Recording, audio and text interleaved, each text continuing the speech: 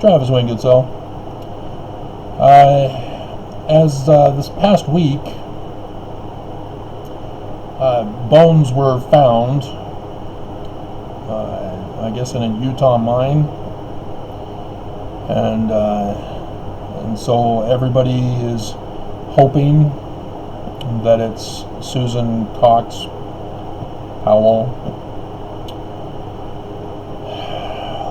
I thought it would be appropriate to do a remembrance of that horrible family tragedy of Mormonism and put it into perspective, because what we witnessed was Utah's attempt to bypass the justice system, and in so doing caused more harm by not following the Constitution. People are innocent until proven guilty. People are not supposed to be guilty until they prove their innocence. And with Mormonism, there has crept into it spiritual witness feelings that bias scientific forensics. There's a sad reporting by Chuck Cox, the father of the missing Susan. He says, "This time it feels different," speaking of the bones having been found. And he himself went out there to help do some more searching around the area to see if more can be found.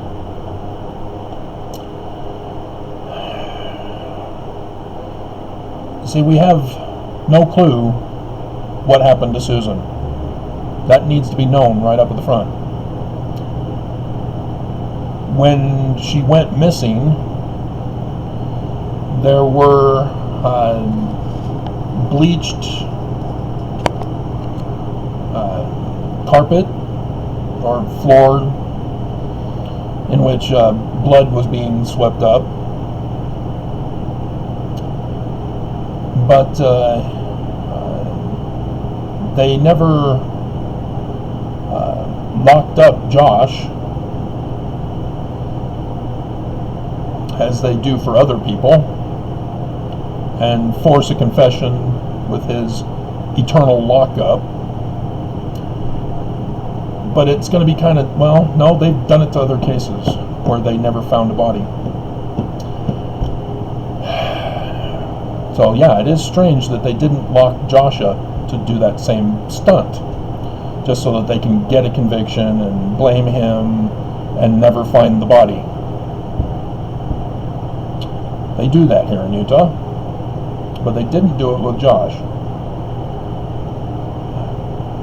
But Susan's support group started posting and reporting that, yeah, I knew Josh was bad. He was starting to pray weird, and his blessings were weird.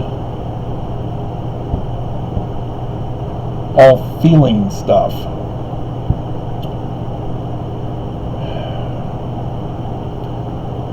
And if you've never been through a marriage that is collapsing, as full disclosure, been through two that collapsed because of the wife.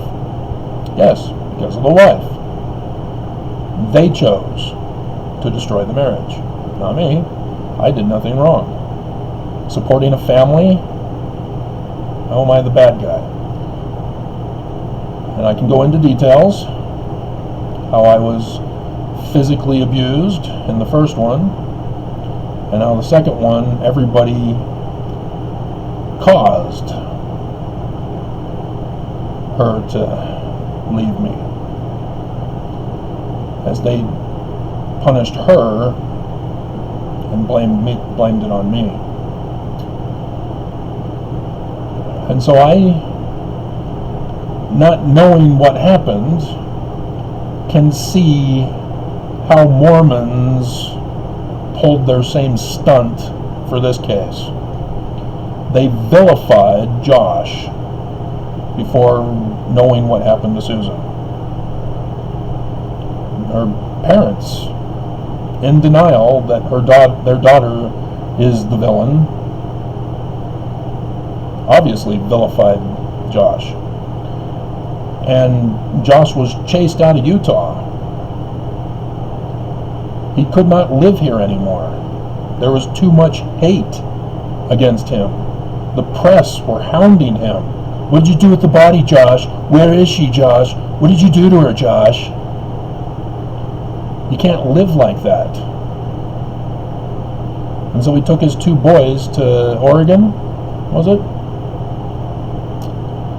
I'm not seeing it on the page here immediately. But it still went to Oregon with him.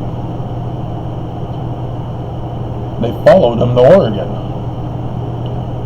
And Chuck Cox, tried to get custody of the boys. And so the lawsuit helped push it over to Oregon. There is no body of Susan.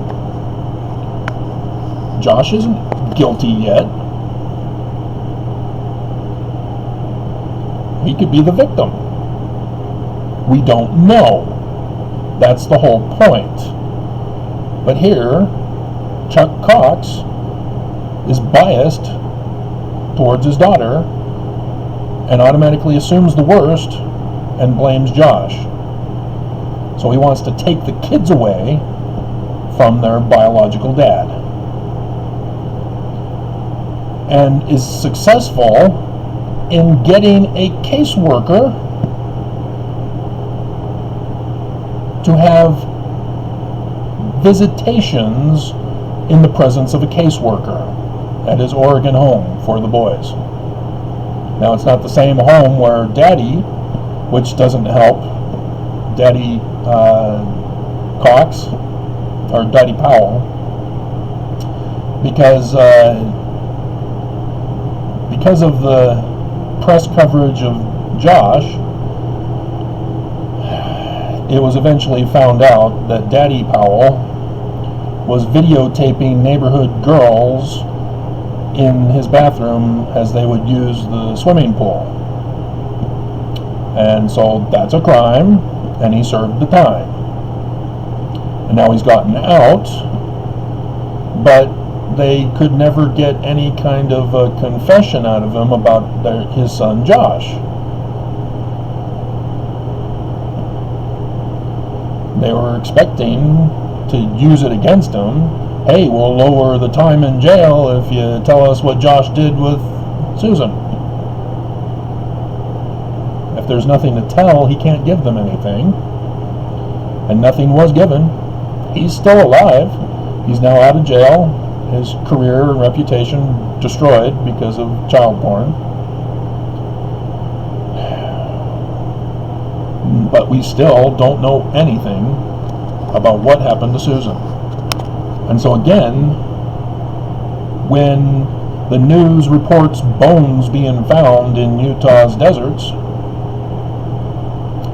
everybody thinks Susan. Yet we have no clue that that's what happened. It's almost as if they left out the Walmart surveillance tapes that caught Susan talking with another guy the day she disappeared.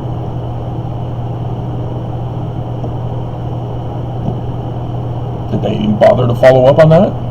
Or did the police do what is typical and go with their spiritual witness feelings, believing Josh is guilty because there was blood bleached at the home and he acts suspicious, doesn't pray right, doesn't give blessings right? Do you have any idea what it does to a Mormon father to have everybody in your ward, everybody in your neighborhood, everybody in your family turn on you?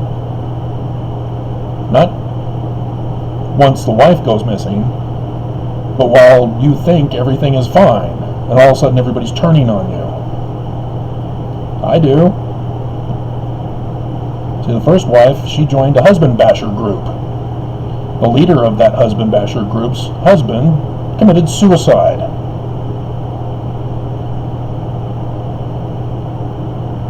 So yes, like I said, I can go into detail.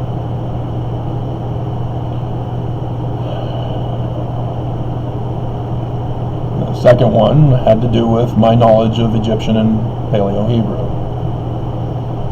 And the final straw was the Book of Mormon saying that Adam fell, that man might be. How dare I?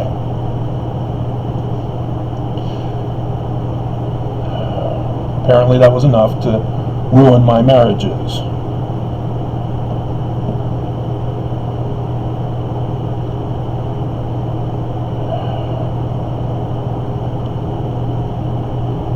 And so it's been at least 3 days now, as forensic investigators are still doing their work. It takes time to do real science. But the news since then is all about Susan Powell's parents cautiously optimistic. Chuck Cox hopes he's days away from getting answers. There have been other forensic discoveries of bones, and they've been able to identify them rather quickly. Because forensic investigators know the difference between a female skeleton and a male skeleton. So if you are looking for a male and you find female bones, you can readily tell the public, no, it's not him, it's somebody else. And then when they finish, then the identity of the actual bones is revealed. I remember not too long ago, a hiker got lost, and they found the bones. And were able to rather quickly confirm it was them. But with this, yeah, apparently it was enough to do a spot identification that the bones were female. But this is Utah. It happens quite often with many different women. There was one, I think, I remember, they finally found the missing woman after decades in the cement of a back shed. That was kind of horrific.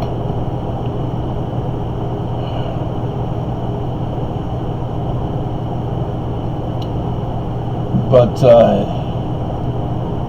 it is upsetting to me to watch the news report on people's feelings and hopes. I see it with this war.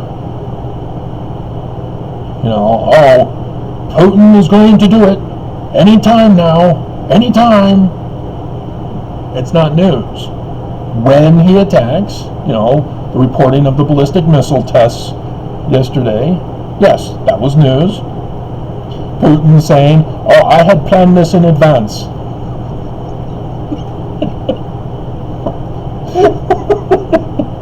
Oh, okay, premeditated. Got it. Thank you. War crime. Good job. And everybody's still letting him get away with this. We're already at war, guys. Protect Ukraine. Quit talking about war being still imminent. And now Putin's going to meet with Macron again, and Kamala Harris has already spoken with the Ukrainian president. And it's like, dear God, oh, you're going to punish him with finance.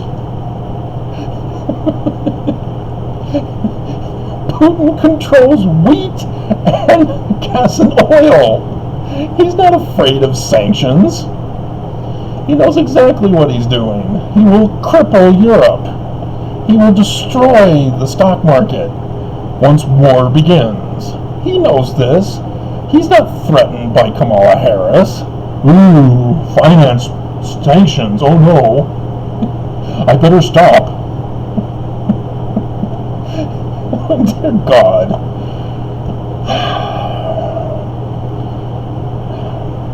But it is annoying to see that news apparently is slow, that they get desperate to create news that isn't news. Reporting on people's feelings.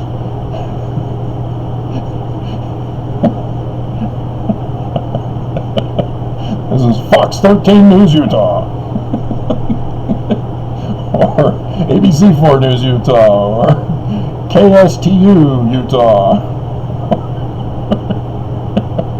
Or KUTV2 Utah. We've got our finger on the feelings of America, of Utahns. That's not news. Stop it. And so, yeah, it would be nice to know what happened to her. If the bones are hers, good. We have closure. Her parents have closure. And then we know that he was likely the murder suspect, because the forensic investigators will know the cause of death by doing an actual scientific forensic investigation. Not that the bones are hers, but they'll also be able to determine the cause of death. That's how good science is. But if it's not her, it just goes on and on as a mystery that will never be solved without a body. And so, yeah, it was horrible. I remember the day I saw on the news that he had blown up the house because he couldn't take being watched by a caseworker.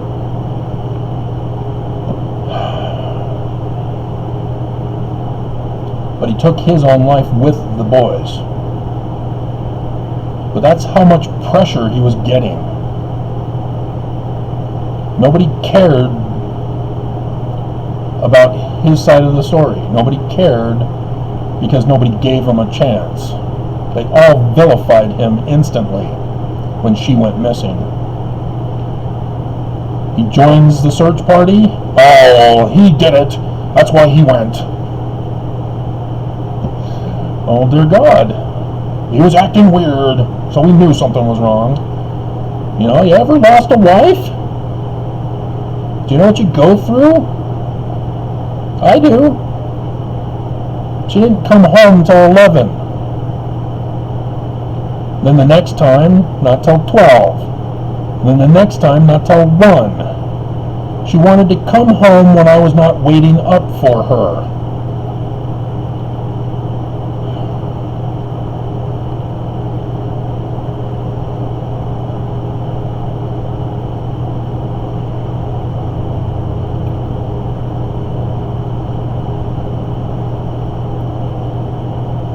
So I know what it's like to be abandoned by everyone. Everyone who's supposed to be your friend, supposed to be behaving in an affectionate and kind manner, even if they think you're delusional, to have reclaimed you in such a kind and affectionate manner. Yes, that sounds like Joseph Smith said something like that. Yeah, it's from his Joseph Smith history. But I am a first-hand witness of the abuses of Mormons escalating things out of control.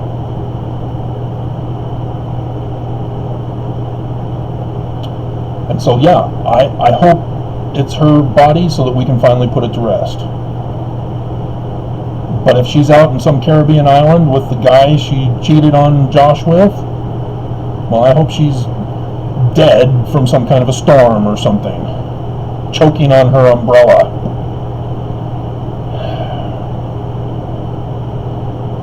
Because I have no respect for a woman who would purposely set up this whole scenario and not come forward to say, I'm still alive, I left Josh, what are you guys doing?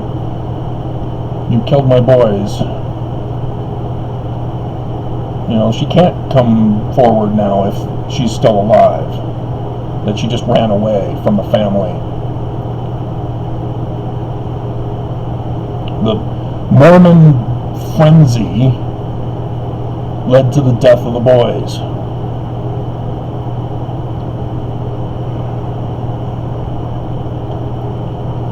Mormons never learn.